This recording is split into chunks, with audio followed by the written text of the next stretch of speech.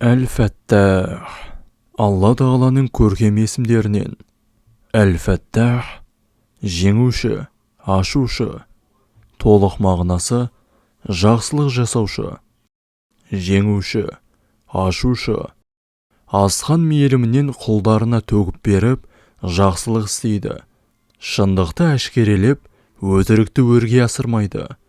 Зікір етудің пайдасы рухани және материалдық игілік есіктерінің ашылуы, саудада табысқа жету. Я Фәттах, я Фәттах, я Фәттах, я Фәттах, я Фәттах, я Фәттах, я Фәттах, я Фәттах, я Фәттах, я Фәттах, я Фәттах, я Фәттах, я Фәттах, я Фәттах, я Фәттах.